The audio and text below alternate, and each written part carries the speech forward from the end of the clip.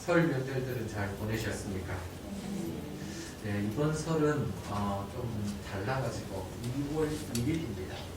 어쨌든 한 달이 지났는데 새롭게 시작하는 그 마음을 갖게 하는 설 명절입니다. 설 명절에 이제 2월 1일이 시작되었다는 그 마음으로 우리가 다시금 새 마음을 갖기를 소원합니다. 새 마음을 가졌다라는 것, 시작을 다시 한다는 그 의미 아니겠습니까? 근데 시작을 하기 위해서는 우리에게 갖춰야 될 것들이 좀 있죠. 새 마음을 가져야 되는 건데 이 새 마음을 어떻게 가질 것인가에 대한 준비가 필요합니다. 그럼 어떤 일을 하든지 간에 대충 할 수는 없는 거잖아요. 그리고 그 시작을 어떻게 하느냐에 따라 결과가 너무 달라집니다. 쉽게 말하면 설정을 잘해야 된다는 거죠. 이 설정한다라는 거 어떤 사고를 가지고 어떤 사고방식을 가지고 사는가, 또 어떤 태도를 가지고 사는가, 어떤 행동의 양식을 가지고 있느냐에 따라 이 마음 먹은 것이 전혀 다르게 이루어질 수도 있다는 거예요. 우리가 가진 마음을 잘 유지하려면 사고방식과 태도와 행동이 다르게 되어져야 합니다. 그런데 이것이 없이 우리에게 있는 바른 마음과 바른 사고와 행동이 없이 그냥 마음만 먹었다고 이게 모든 게 이루어지는 건 아니거든요. 마음을 어떻게 먹느냐가 중요합니다. 오늘 수학 선생님이 문제를 이렇게 학생들 앞에서 냈습니다. 문제를 좀 어려운 문제를 내놓고는 이렇게 말을 했던 거죠. 이 문제는 너무 어려워서 너희들이 풀 수 없을 거야. 선생님이 이 문제를 내고 나서 이 말을 딱 하니 아이들이 마음속에서 그렇게 생각이 든 거죠. 아, 우리가 풀 수 없는 문제를 선생님이 내셨구나. 아주 어려운 문제니 우리는 풀 수 없네. 많은 학생들이 그래서 이 문제를 포기했습니다. 그런데 딱 한 명이 이 문제를 풀었습니다. 한 학생이 이 문제를 풀었는데 이 학생은 공교롭게도 선생님이 말씀하실 때 지각했던 사람입니다. 그러니까 선생님께서 이 문제는 너무 어려우니 풀 수 없어 라는 이 말을 듣지 못한 거예요. 학생은 문제를 받아들고는 그냥 평소에 하던 대로 문제를 받아들인 거죠. 조금 어렵긴 하지만 그래도 이 문제를 풀 수 있다는 생각으로 문제를 풀어서 그 학생만 그 문제를 풀었다는 거예요. 여러분, 우리의 생각이 그렇다 그럽니다. 우리가 어떤 마음으로 대하느냐에 따라 뇌가 작동하는 것이 달라진다는 거예요. 부정적으로 내 삶에 대한 그 생각이 딱 되어지면 뇌도 그렇게 부정적으로 되어진다는 거예요. 안 된다라는 생각이 딱 되어지면 풀 수 없다라는 생각이 딱 되어지고서 먼저 그 문제를 바라보려고 그러면 그게 안 되게끔 돼 있다는 거죠. 그런데 이것을 뭐 할 수 있겠지, 어렵지만 한번 해볼까 하고 풀었던 그 학생처럼 생각을 달리 해주면 뇌도 유연성을 갖게 되고 그 유연성 속에서 안 될 것 같은 것이 풀려지는 그런 기회가 우리에게 이루게 도달한다는 거예요. 어떻게 생각하느냐가 중요합니다. 여러분, 우리가 마음가짐을 건강하게 바르게 가지는 것은 우리 삶의 태도에서 가장 중요한 요소이기도 합니다. 신앙도 그렇습니다. 신앙도 바른 생각을 가져야지 잘못된 구호에 가까운 이야기들을 신앙으로 믿음으로 고백해서는 안 됩니다. 가끔 이런 이야기를 해요. 예수님을 믿으면 모든 고난이었고 모든 일이 잘 된다. 여러분, 이 말을 우리는 믿음처럼 고백을 합니다. 예수님을 믿으면 모든 것이 잘 되고 모든 고난도 없어, 어려움이 안 생긴다고. 그러니 당신 예수 믿어야 된다고. 당신 예수 믿으라고 이렇게 권면하는 사람들이 있습니다. 여러분, 이는 바른 믿음이 아닙니다. 이런 이야기를 전했을 때 우리는 실족하게 되어 있습니다. 반드시 실족하게 되어 있습니다. 왜요? 우리의 현실이 그렇지 않거든요. 우리가 예수를 믿었지만은 예수를 믿는 그 사람에게도 어려움이 생기고 아픔이 생기고 고통이 생기고 막힘이 생기거든요. 그럼 예수 믿었더니 잘 풀린다더니, 예수 믿으면 모든 것이 형통한다더니, 이게 무슨 말이야? 라는 원망 섞인 이야기를 들을 수밖에 없는 거죠. 예수를 믿어도 어려움은 있습니다. 예수님을 믿는 사람이나 믿지 않는 사람이나 하나님은 동등되게 햇볕의 비춤을 허락해 주신 거죠. 예수 믿는 사람이나 그렇지 않는 사람이나 모두 다 동등되게 고난은 우리 앞에 있습니다. 현실의 이 어려움들, 우리가 당하는 것이 예수를 믿었기 때문에 그게 비껴가고 달라지는 것이 아닙니다. 다른 것이 있다면 예수를 믿었기 때문에 어떤 고난이 오고 어떤 아픔이 오고 어떤 어려움이 오더라도 그것을 헤쳐가는 방법이 달라진다는 거예요. 그 방법이 다른 것을 배우셔야지, 아니 고난도 없고 아픔도 없고 현실의 문제들이 하나도 닥치지 않는 만사형통의 그 일이 예수 때문에 이루어진다고 생각하시면 그것은 신화에 가까운 이야기예요. 신화를 믿으면서 나는 믿음이 있다라고 이야기하지 마십시오. 그 믿음이 아닙니다. 잘못된 거예요. 그렇기 때문에 바른 신앙에 대해서도 시각이 필요하고 태도가 필요합니다. 무작정 믿는다고 해서 그게 믿음이 아니라는 거예요. 바르게 믿으셔야 돼요. 올바른 믿음이 필요합니다. 웨이슈잉이라는 사람이 오래전에 쓴 책인데 하버드 새벽 4시 반이라는 책이 있습니다. 그 책 안에 나오는 짤막한 글이에요. 영국의 선박박물관에 특별한 배 한 척이 있는데 노이드라는 그 보험회사가 이 낙찰을 받아가지고 이 선박박물관에 가져다 놓은 배입니다. 이 배는 1894년에 첫 항해를 시작해서 대서양을 돌아다녔는데 이 116개의 암초와 충돌을 했고 138개의 빙산과 부딪혔으며 13차례의 화재를 겪었습니다. 또 폭풍을 만나 돛대가 부서지는 경우가 무려 207회나 있었던 배입니다. 그런데 이 많은 이 어려움 속에서도 이 배는 한 번도 침몰하지 않고 대서양들을 잘 수납하다가 이제 박물관에 이제 기증된 배입니다. 그런데 이 배가 세상에 알려진 것은 어느 한 변호사 때문입니다. 이 변호사가 어느 날에는 참 중요한 그 소송건이 있어서 열심히 했는데 소송에서 지고 만 거예요. 진 것에서 문제가 생긴 게 아니라 소송을 의뢰한 사람이 그 일로 인해 자살을 해버렸습니다. 이것에 너무너무 충격을 받은 이 변호사가 한동안 시름시름 앓다가 이 선박박물관에 있는 이 배를 마주 대한 거예요. 이 배 앞에 서가지고 여러 가지 생각을 하는 이 변호사가 한 가지 영감을 얻었습니다. 그리고 이 배 가운데에 있는 수많은 이야기들, 스토리들, 그리고 거기에 따르는 자료들을 모아서 자신의 변호사 사무실에다가 그 모든 것을 걸어두었습니다. 그리고 자기에게 의뢰하러 온 사람들, 세상의 문제들을 갖고 이 모양 저 모양의 문제들을 가지고 이 변호사를 찾아온 모든 사람들에게 그 배에 관한 이야기를 들려주고 반드시 소송에서 이기든 지든 상관없이 그 선박박물관에 있는 배를 보라고 이야기를 했던 거예요. 그래서 많은 사람들이 그 배를 보러 가고 그곳에서 그들은 많은 위로를 얻었습니다. 2013년까지 이 책이 기록된 그때까지 전 세계에 2천만 명이 넘는 사람이 이 선박박물관에 이 대서양을 누볐던 거대한 배를 보았다는 겁니다. 사업에 실패한 비즈니스맨, 사랑하는 사람을 잃은 사람, 사랑에 실패한 청년, 여러 시험에서 불합격한 사람들,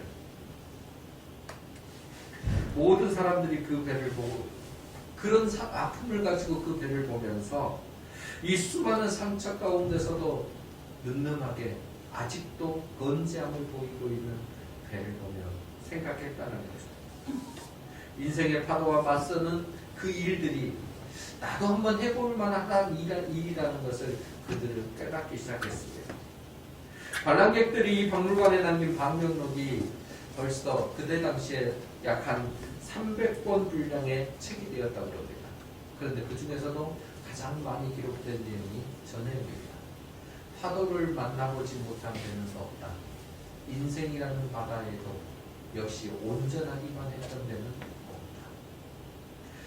모든 배는 파도를 만나는 것이고 모든 배는 인생의 바다에서 이리저리 상처나고 아픔을 경험했던 배들이 있을 뿐이라는 거죠. 그러나 여전히 바다에 있는 배가 떠다니고 있는 것이고 그곳에서 살아남기에 몸부림친 수많은 배들이 있다는 거죠. 우리 인생도 그런 것 아니겠습니까? 믿음을 가지고 세상을 살아가는 우리 모두에게도 파도는 있을 것이고 바다는 있습니다. 그럼 우리는 이 파도를 만날 때 정말 망망한 이 바다 가운데 떠 있을 때 우리는 어떻게 살아가야 될까요? 믿음의 사람인 우리는 파도를 만나 오히려 더 강해지는 사람들이 되시기를 바랍니다. 바다를 통해서 망망한 그 바다 가운데서도 우리가 굳건히 떠다닐 수 있는 단단함이 우리 모두에게 있기를 소원합니다. 그게 믿음을 가진 사람들이 가져야 될 태도입니다. 성경에도 이런 인물이 있습니다. 바로 다윗 왕입니다. 다윗은 점점 인생 가운데서 단단해지고 강해지고 성숙된 삶을 살았던 사람입니다. 다윗은 전쟁의 파도를 수없이 건넜습니다. 전쟁의 일들이라면 전쟁의 영웅이라면 다윗을 빼놓을 수 없을 만큼 그는 수많은 전쟁을 치렀습니다. 그리고 그곳에서 승리했습니다. 사울왕의 이유 없는 어쩌면 광야 같은 바다 가운데 내팽겨친 사람이 다윗 왕입니다. 다윗은 그 수많은 망망한 광야의 바다 가운데서 그는 피할 곳 없는 그곳에서 오히려 더 단단함을 경험하게 되어졌고 성숙된 신앙을 갖게 되었습니다. 자신 안에 있었던 수많은 울분과 아픔과 공고함과 토로하지 못하는 그 수많은 현장 속에서의 그 내면의 문제들 또한 그는 이 바다와 같은 그 마음의 이 모든 내면 속에서도 하나님과 함께 성숙된 은혜를 누려갔던 사람이 다윗 왕입니다. 다윗은 그것 속에서 무너지는 것이 아니라 그것 속에서 부셔진 것이 아니라 오히려 더 점점 강해졌고 점점 성숙해졌습니다. 우리가 읽은 본문이 그것을 보여줍니다. 다윗은 먼저 유다의 왕으로 등극했습니다. 작은 지파의 왕으로 등극했다가 7년이 지난 후에 이스라엘의 모든 장로들이 다윗을 찾아왔습니다. 다윗을 찾아와서 그들이 하는 말이 뭡니까? 우리의 왕이 되어 주십시오. 우리의 왕이 되어 주십시오라고 말을 하고 있는 겁니다. 다윗은 그것을 받아들여 이제 이스라엘의 통일 왕국의 왕이 됐습니다. 그리고 왕이 된 이후에 다윗이 이제 했던 첫 번째 일이 뭐냐면 수도를 정하는 겁니다. 수도를 어디로 정할까? 그곳이 바로 예루살렘입니다. 왜 예루살렘을 정하게 됐을까? 예루살렘은 어쩌면 이스라엘 가운데 한 정중앙은 아닙니다.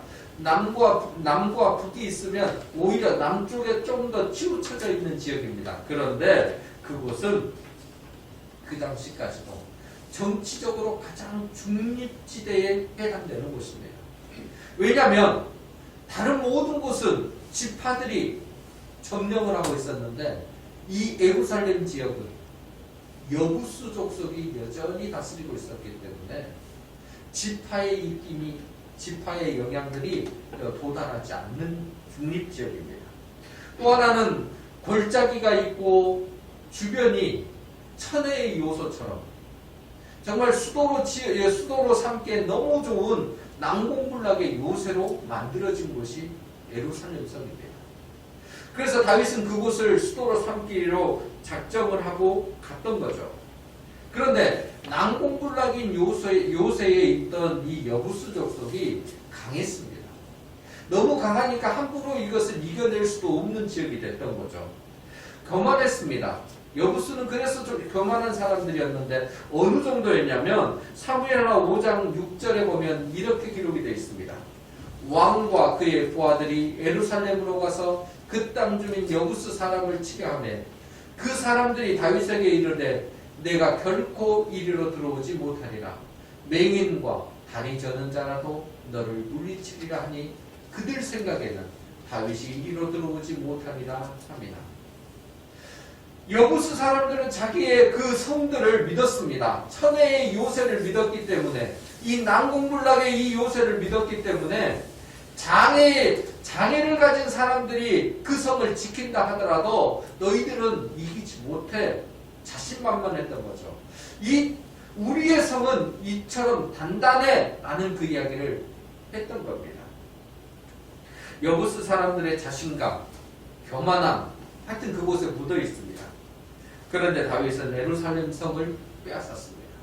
그 난공불락의 성을 빼앗고 그곳 이름을 다윗성이라고 바꾸어 부르기 시작했던 거죠. 5절 말씀이죠. 여부수 원주민이 다윗에게 이르기를 내가 이리로 들어오지 못하리라 하나 다윗이 시온 산성을 빼앗았으니 이는 다윗성이다. 다윗이 성을 빼앗아서 이름을 바꿔버렸습니다. 여부수 사람들이 가지고 있던 그 성을 빼앗고 오히려 다윗성이라고 이름을 명명한 거죠. 다윗은 아무도 할 수 없는 일을 지금 행한 겁니다. 아니, 그 수백 년 동안 아무도 행하지 않은 그 일을 행한 거예요. 왜냐하면 다윗은 명실상부한 가나안 정복의 완성자입니다. 이스라엘 백성이 가나안 땅을 점령을 했는데 점령한 것이 완전히 해결되지 않았습니다. 왜요? 예루살렘이 여전히 여부수 손안에 있었기 때문에. 가나안의 모든 것을 점령했지만 그곳은 내버려 뒀던 것이죠. 너무 강력하니까 그냥 내버려 뒀습니다. 그런데 그것을 마무리했던 사람이 다윗입니다. 그래서 다윗은 정말 누가 뭐라 해도 가나안 땅, 하나님의 명령 앞에 온전히 순종을 만들어낸 유일한 왕이라고도 할 수 있습니다. 그리고 다윗은 예루살렘 성만 점령한 것이 아니라 주변에 있는 블레셋이나 모압이나 암몬이나 주변 땅들을 다 정비해 가면서 승리를 얻은 사람입니다. 다윗과 또 그가 다스리는 이스라엘은 점점 강성해졌습니다. 9절 말씀이 그렇죠. 만군의 여호와께서 함께 계시니 다윗이 점점 강성하여 가니라. 다윗이 점점 강성하여 갔습니다. 예, 다윗이 강해져 가고 있다라는 겁니다. 다윗은 초라한 목동이었습니다. 이 목동이 어느 날 전쟁에 승리를 거두었다가 사울에게 미움을 받고 이제 도망자신 생활했습니다. 그러자 600명이나 되는 세상에 찢기고 상한 마음을 가졌던 사람들이 아둘람굴에 모여서 이제 그 600명의 리더가 되었습니다.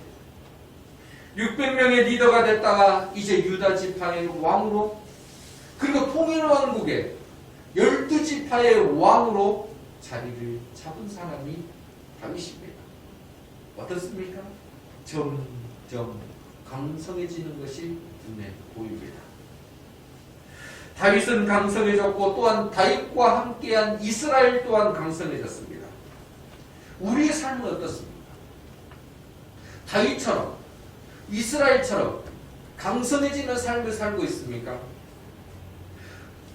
우리의 외적인 것도 강성해지고 우리의 내면적인 것, 우리의 신앙이 성숙돼가고 우리의 삶과 기쁨이 점점 넓어지고 충만해지고 사람들에게 내가 예수 그리스도를 믿는 사람이라는 것을 보여주는데 부족함 없는 삶을 살아가고 있습니까? 우리 모두가 이런 다윗과 이스라엘과 같은 모습으로 변화되어져 가고 나타내어져 가고 성숙되어져 가는 삶을 살기를 소원합니다. 아멘. 그럼 다윗은 어떻게 해서 점점 강성해지는 삶을 살 수 있었을까요? 성경이 한마디로 정리해 줍니다. 9절 말씀이 그 답이에요. 뭐라고 그럽니까? 만군의 여호와께서 함께 계시니 다윗이 점점 강성하여 가니라. 만군의 여호와께서 함께 계시니, 만군의 여호와께서 함께 계시니, 이게 다윗이 점점 강성하여진 이유입니다. 다윗이 함께하는 것. 다윗에게 인생의 풍랑이 없었습니까? 깊은 바다에 내몰린 적이 없었습니까? 내면의 아픔을 겪지 않아서 다윗이 점점 강성해졌습니까? 아닙니다. 다윗은 우리보다도 더 깊은 내면의 아픔을 가지고 있었고, 정말 우리보다 더 큰 파도와 정말 광야와 같은 그 바다 가운데서 어디로 가야 될지 모르는 인생의 답답함을 가지고 있었던 사람이 다윗이었습니다. 그럼에도 그는 그 어떤 상황 가운데서 딱 한 가지, 만군의 여호와께서 함께 계시니, 만군의 여호와께서 함께 계시니 이 말씀을 붙들고 살았기 때문에 점점 강성해지고 또 강성해지는 삶을 살았습니다. 만군의 여호와께서 함께 계시니, 사실 이 말을 저는 이렇게 바꿉니다.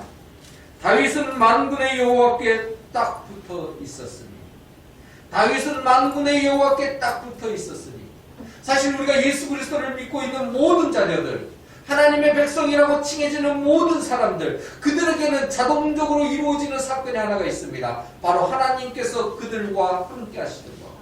하나님은 어느 누구하고도 떨어져 계시는 것이 아니라 그들과 함께 하십니다. 우리와 함께 하십니다. 나와 함께 하십니다. 하나님은 우리와 함께 하십니다. 그런데 이런 모습이 똑같은데 다윗은 점점 강성해지고 우리는 그와 같은 삶을 여전히 살지 못하고 있다. 차이가 어디에서 나겠습니까? 하나님은 우리와 함께 하시는데, 그러면 나는 어떠냐는 거죠.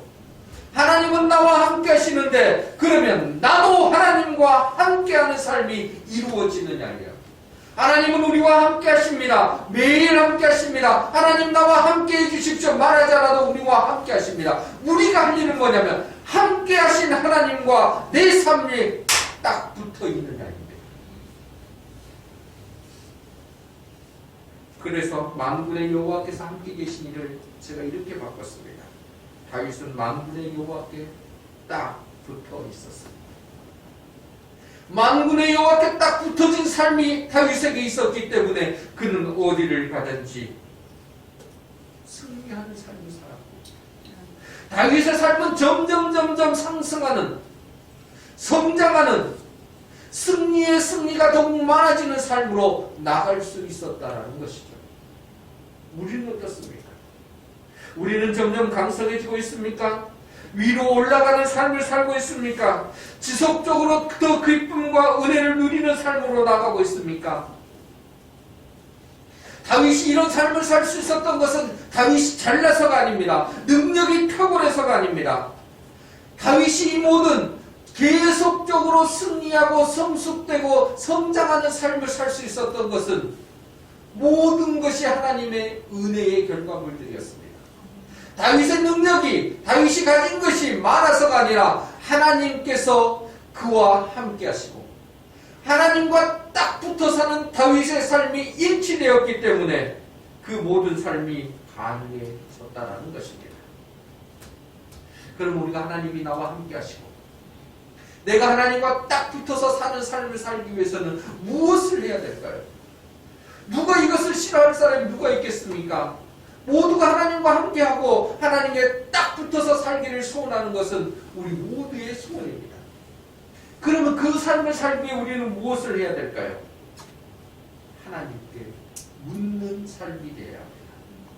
하나님께 묻고 또 묻고 그 물음 가운데에 답을 얻고 그 답을 얻은 것을 행동하는 삶을 살아가는 것이 우리가 점점 강성해지는 삶이고 하나님과 함께하는 삶입니다. 우리가 성경 말씀을 찾아보십시다. 사무엘상 23장 2절 말씀입니다. 본문에 보시면은 사무엘상 23장 2절 우리 자막을 보면서 같이 읽습니다. 이에 다윗이 여호와께 묻자와 이르되 내가 가서 이 블레셋 사람들을 치리이까. 사무엘상 30장 8절입니다. 다윗이 여호와께 묻자와 이르되 내가 이 군대를 추격하면 따라잡겠나이까. 다시 읽습니다. 역대상 14장 10절입니다. 다윗이 여호와께 물어 이르되 내가 이 군대를 추격하면 따라잡겠나이까. 역대상 14장 14절입니다. 다윗이 또 하나님께 묻자오되. 사무엘상 23장과 30장은 다윗이 왕이 되기 전의 이야기입니다. 사울에 의해서 추격을 당하고 도망다닐 때의 다윗의 모습은 이것이었습니다. 여호와께 묻자와 이르되, 다윗이 여호와께 묻자와 이르되 어떻게 하면 되겠습니까? 라고 다윗은 물었습니다. 역대상 14장 그 본문에 나와 있는 내용들은 또 무엇입니까? 다윗이 왕이 되고 나서의 이야기입니다. 왕이 되고 나서도 다윗이 여호와께 묻습니다. 다윗이 또 하나님께 묻습니다. 묻고 또 묻고, 인생이 왕이 되기 전에도 왕이 된 후에도 하나님께 묻고 또 묻고 물었습니다. 그리고 어떻게 행동해야 되겠습니까? 말씀하시면 그대로 순종했습니다.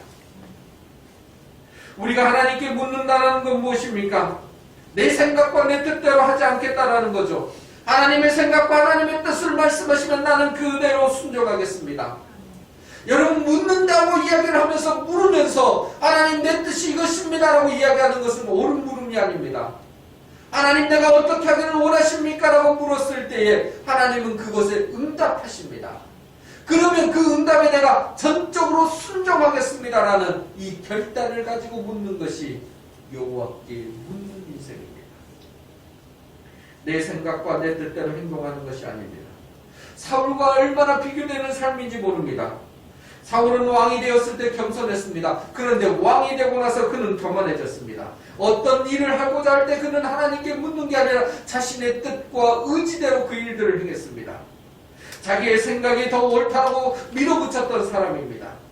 자신을 왕으로 세우신 분이 하나님이신데 하나님을 전적으로 의지하지 않았던 사람이, 그리고 자기의 멋대로 그 일들을 다 해버린 사람이 사울이었습니다. 하나님의 명령에 그래서 순종할 수 없었고 하나님은 그와 함께하지 않으셨습니다. 그 함께하지 못했던 것, 그래서 그는 쇠퇴할 수밖에 없었고 결국은 죽었습니다. 역대상 10장 13절과 14절 말씀에 그래서 사울의 죽음에 대한 하나님의 말씀이 있습니다. 사울이 죽은 것은 여호와께 범죄하였기 때문이라. 그가 여호와의 말씀을 지키지 아니하고 또 신접한 자에게 가르치기를 청하고 여호와께 묻지 아니하였으므로 여호와께서 그를 죽이시고 그 나라를 이새의 아들 다윗에게 넘겨주셨다.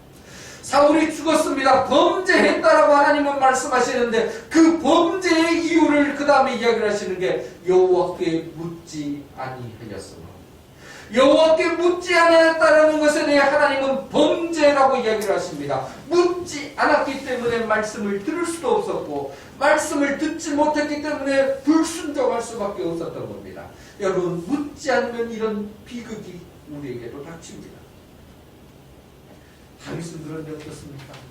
왕이 되기 전에도 왕이 된 후에도 여호와께 묻고 또 물었습니다. 그리고 내가 왕이니까 내 맘대로 해야지, 아닙니다. 하나님이 명령하신 대로 따랐던 사람이 다윗 왕입니다. 그래서 결과가 어떻게 됐습니까?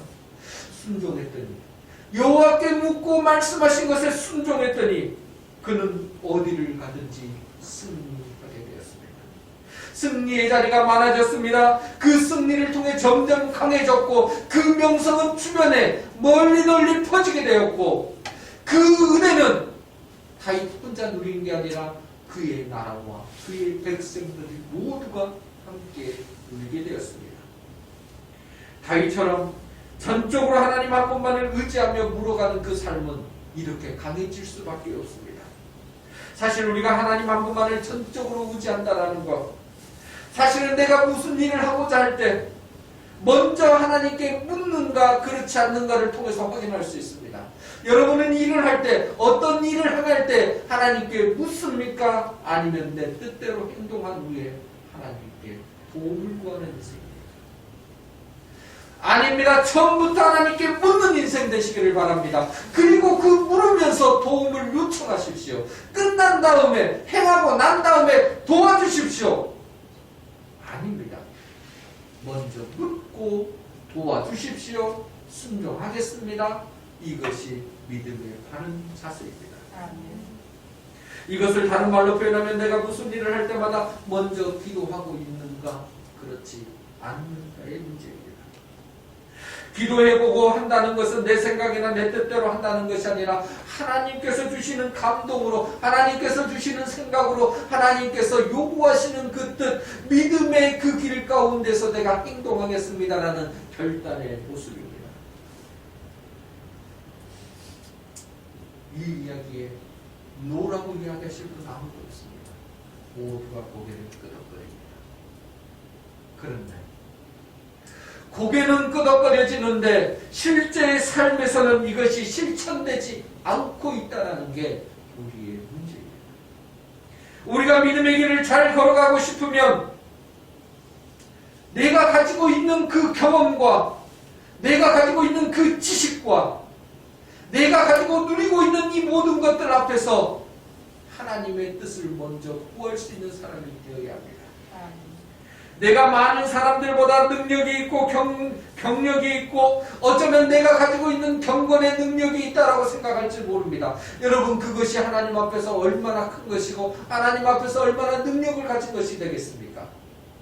이 모든 것마저도 하나님 앞에 내려놓을 수 있는 것, 그럴 때 우리는 고개로 끄덕거리는 것이 아니라 삶으로 실천할 수 있는 이 경건의 모습을, 믿음의 모습을 갖게 될 것입니다.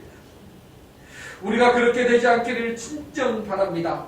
인생의 경험과 경륜과 내 의지를 따라서 하나님보다 더 앞서는 그런 어리석은 모습, 이런 삶이 우리에게 나타나지 않기를 간절히 바랍니다. 우리 모두가 인생의 경륜이 쌓이고 신앙이 더욱 깊어질수록 더욱 하나님께 묻고 하나님의 뜻에 순종하는 우리 모두가 되기를 소원합니다. 우리가 이런 삶을 살아갈 때, 정말 인생 가운데 더욱 하나님과 더 밀착된 삶을 살아갈 때 어떤 결과가 있는지 아십니까? 나만 누리는 목에서 주변도 함께 누리는 목으로 바뀌어집니다. 나만 간직한 것에서 이제 모든 내 주변에 있는 하나님의 역사를 눈으로 보고 믿음으로 확인한 사람들에게도 선한 영향력을 끼치게 된다는 거죠. 오늘 본문 10절 말씀은 이렇게 기록되고 있습니다. 다윗에게 있는 용사의 우두머리는 이러하니라. 이 사람들이 온 이스라엘과 더불어 다윗을 힘껏 도와 나라를 얻게 하고 그를 세워 왕으로 삼았으니 이는 여호와께서 이스라엘에 대하여 이르신 말씀대로 함이었더라. 뭐라고 그럽니까? 많은 용사들이 있었고 용사들이 다윗을 도와서 나라를 세웠고 모든 승리를 가져왔는데 이 모든 일들 가운데 그들이 결과적으로 알게 된 것이 뭐예요? 여호와께서 이스라엘에 대하여 이르신 말씀대로 하나님께서 약속하신 것, 하나님께서 명령하신 것, 하나님께서 이루리라고 주셨던 그 모든 말씀이 이루어지는구나, 이대로 만들어지는구나, 세워지는구나. 누가 아는 겁니까? 주변 사람들이 알게 되고 주변 사람들이 그 복을 누리게 됐다는 겁니다.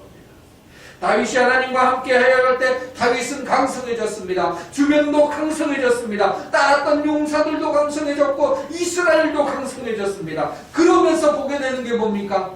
하나님이 어떤 분이신가? 하나님의 말씀이 어떤 능력이 나타나는 것인가? 하나님의 일하심이 무엇인가를 그들 모두는 경험하게 되었다는 겁니다. 한 사람이 그래서 이렇게 중요합니다. 한 사람이 바로 서면 그가 사는 그 모든 곳이 바로 설 수 있습니다. 한 사람이 바로 서면 그 가정이 바로 섭니다. 한 사람이 바로 서면 교회가 바로 섭니다. 한 사람이 바로 서면 그 직장이 바로 섭니다. 한 사람이 바로 서면 그 공동체가, 그 나라가 바로 설 수 있습니다. 하나님께서 우리를 통해 이 은혜를 세상에 보여주기를 소원하십니다. 이것이 하나님께서 우리를 점점 강성케 하시는 이유이기도 합니다. 하나님께서 다윗을 강성하게 해주신 이유가, 야, 너 혼자 잘 먹고 잘 살고 네가 이제 왕이 됐으니까 마음껏 네 뜻대로 펼쳐서 나라를 다스려봐 하기 위해서입니까? 아닙니다. 너는 이제 왕이니까 백성들로부터 신하들로부터 대접받는 인생을 살아보라고 강성하게 만들어주신 겁니까? 아닙니다. 도리어 섬기는 사람으로 살게 하기 위해서입니다. 정말 하나님의 사람으로서 어떻게 하면 정말 강성해진 이 은혜로 그들을 더 잘 섬기고 그들을 그들을 하나님에게 잘 인도하게 하고 그들이 하나님의 일하심을 어떻게 하면 보게 할 것인가, 이 일을 보여주기 위해 강성해지도록 만들어 주신 겁니다.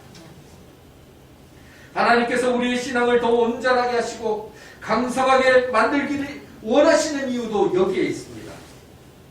우리를 통해 하나님이 복을 주신 것이 이제 내 안에 채워진 복이 흘러가고 내 주변이 더욱 그것을 알게 되고 그 주변에서 그것들로 인해 하나님 정말 살아계시는군요. 하나님 나에게도 이런 은혜를 베풀어 달라고 소원을 갖게 하기 위해서입니다. 진짜 강성한 사람은 섬기는 사람입니다. 진짜 강성한 사람은 내 가진 것을 흘려보내는 사람입니다. 진짜 강성한 사람은 내 믿음을 가지고 주변을 세워주는 사람입니다. 우리가 더 강해지고 성숙되지 않으면 사실 섬기는 자가 될 수 없습니다. 섬김을 받아야 되는 사람이 되는 거죠. 그럼 어떻게 우리가 더 잘 섬기는 사람이 될 수 있겠습니까? 결국 우리가 강해져야 되는 이유는 고통받고 있는 이들의 그 아픔을 공감해주고 서워주고 도와주기 위해서입니다. 정말 마음 아픈 사람의 마음을 위로하고 외로운 사람의 친구가 되어주기 위해서입니다. 누군가에게 손을 붙잡고 그를 일으켜주기 위해서라면 내가 강해져 있어야 합니다. 내가 약한데 그들에게 도움을 줄 수 없습니다. 오히려 그들에게 도움을 받아야 되는 거죠. 내 주변 사람들을 위로하고 세워주고 그 아픔 가운데 힘을 더해주고 어쩌면 내가 그들의 지지대가 되어주는 그 삶을, 친구가 되어주는 그 삶을 살기 위해서 우리 모두 꼭 강해집시다. 꼭 점점 강성해집시다. 그래야 더 잘 섬길 수 있습니다. 사랑하는 성도 여러분, 2022년 우리 모두는 다윗과 같이 하나님과 함께함으로 하나님께 딱 붙어서 하나님께 묻고 살아가는 삶을 살아가십시오. 그 삶을 통해 내가 점점 강성해지고 우리의 가정이 점점 강성해지고 우리의 교회가 강성해지고 우리의 삶의 터전들이 다 강성해져서 하나님의 영광을 드러내는 우리 모두가 되기를 소원합니다. 우리를 승리케 해주신 하나님의 은혜가 우리의 삶 가운데서 2022년 이렇게 점점 강성해지는 삶으로 살아가는 복이 우리 모든 성도님들에게 있기를 소원합니다. 그래서 우리 마음껏 보여주십시다. 하나님은 나와 함께 하시는 하나님은 살아계신 나를 점점 강성케 해주시는 그 하나님이십니다. 이 고백이 우리 모두에게 끊임없이 되어지는 올 한 해가 되기를 주님의 이름으로 간절히 부탁드립니다.